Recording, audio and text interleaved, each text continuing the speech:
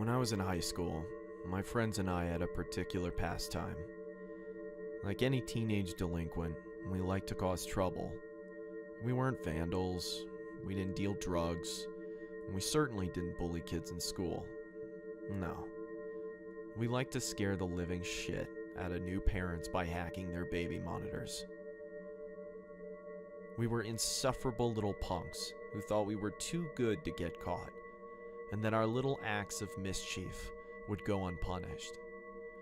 One night, however, I learned my lesson and realized that I wasn't quite as bulletproof as my tremendous adolescent ego made me out to be. Dimitri, Kurt, and I went to the same school, shared many of the same classes, and hung out almost every evening after chow time. We watched prank shows, played video games, talked about who had the nicest rack in school. One evening, we were trading scary stories at the park. Kurt shared the classic story about the single mother who heard a haunting voice on her baby monitor. And like most horror stories, it sounded like total bullshit. But Dimitri told us it happened to his mom once. On her own monitor, she'd heard a neighbor singing to her baby. Apparently, it was possible to accidentally tap into someone else's frequency. And in an instant, a light bulb turned on in each of our heads.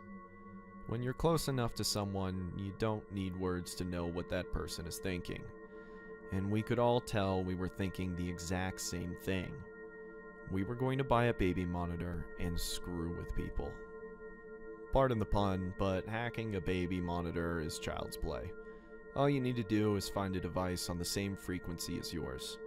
Never one to do things half-assed, I purchased a high-end monitor with a frequency dial so we could prank as many targets as possible. The following night, we took our bikes, roamed the neighborhood, and found our first victim. We could see the nursery from the suburban home's second-floor window. Dimitri grabbed the baby monitor and began turning it to different frequencies until we heard breathing. I remember feeling excited as our plan finally came to fruition. Dimitri pressed the button and began exhaling heavily into the receiver.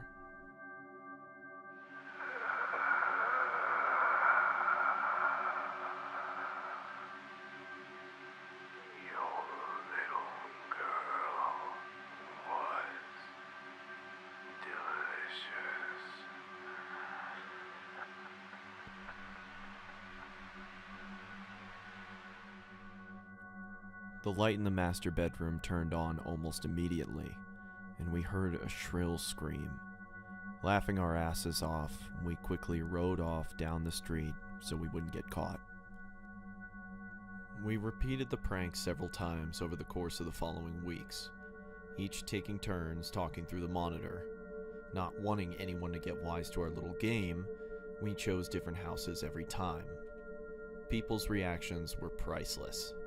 Some mothers would reply in panic, others seemed to know it was a hoax and told us to shut up, and one poor woman even started sobbing uncontrollably, begging us not to hurt her baby. I feel bad about that last one now that I'm older, but it was hilarious to me back then. My friends and I mimicked her high-pitched bawling and desperate cries for mercy for weeks afterwards. Yeah, we were royal dicks.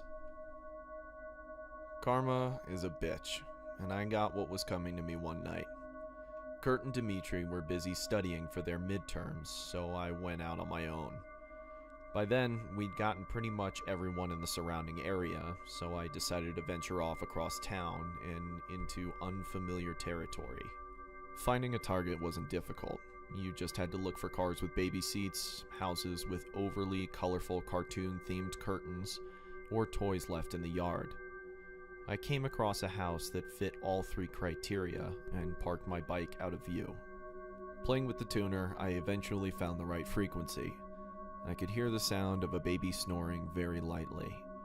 A devious little smirk pushed its way onto my lips, and my heart began pounding with excitement.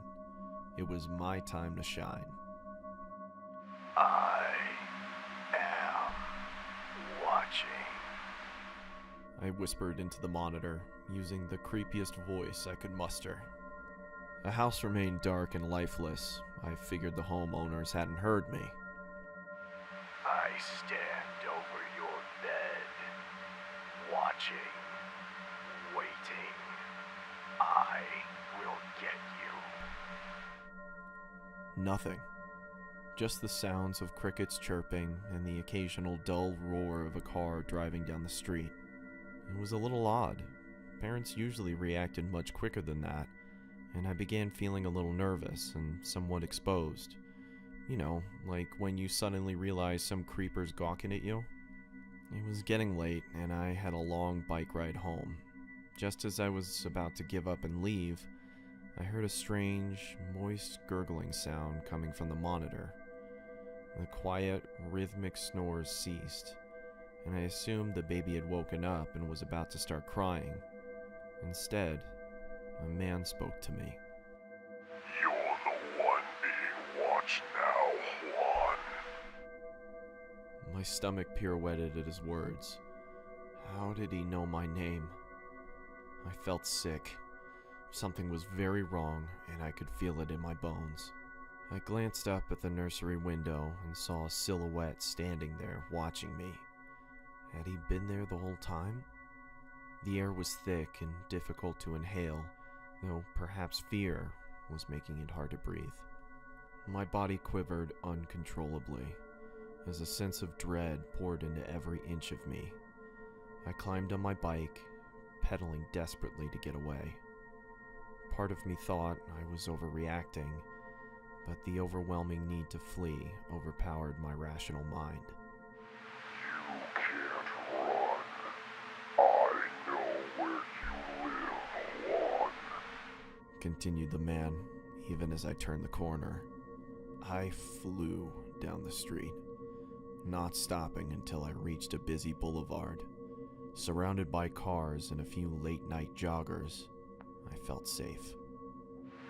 Your hoodie will run red with your blood, boy. Whispered the man, still talking through the baby monitor in my pocket. A passerby gave me a nasty look as I yelped loudly in fear, practically ripping my hoodie in my frantic attempt at removing it. To the stranger, I must have looked like some snotty kid tripping balls or something. He didn't know I was in genuine distress, so I don't blame him for walking off with an insulted huff, though I wish he had offered to help me instead. After stuffing the hoodie into my backpack, I noticed my name scrawled on the back. It was my fucking school jacket. No wonder that bastard knew my name. It then occurred to me that baby monitors were fairly short-ranged, so I was obviously being followed. I nervously glanced around to try and identify my stalker. Was it the empty-looking van down the street? The guy walking his dog? The car that had just driven by? Either way, the last thing I wanted to hear was that voice again. So I turned off my device and started pedaling towards my home. Fear had heightened my senses, and I began to notice every motion of the trees in the breeze, every crackle of twigs under my wheels, and every car that zipped past me. I flinched when anyone came near, paranoid that whoever had spoken to me through the baby monitor was going to catch up.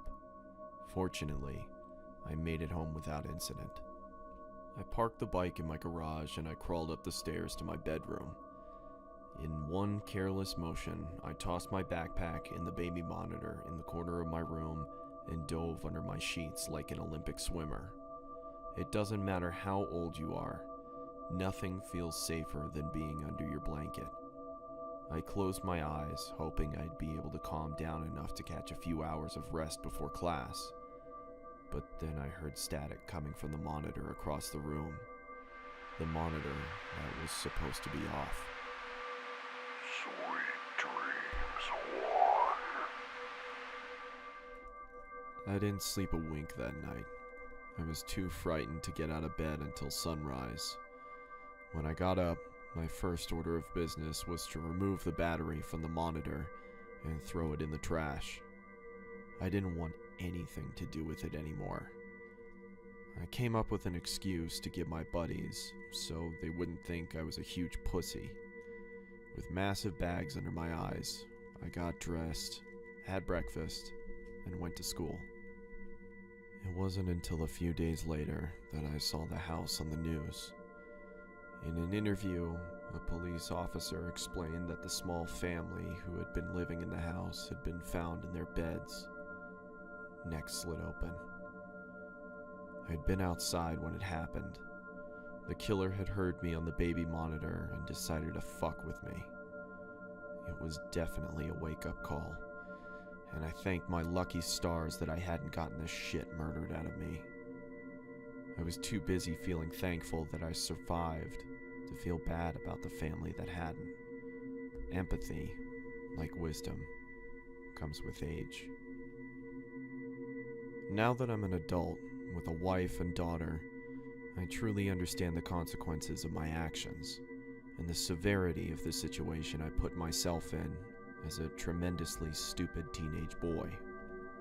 That dreadful night, I thought I reached the epitome of fear, but it was just the tip of the iceberg. As a father, I now know that fear thrives and multiplies when there's something more precious than your own life at stake. I can't say for sure whether the killer found me again after all these years, or whether a new breed of idiots had the same idea as my friends and I, but I can tell you that I now understand what true terror is. Last night, I heard something on our baby monitor that sent chills into my very soul, shackling me with a paralyzing fear that I doubt will ever leave me.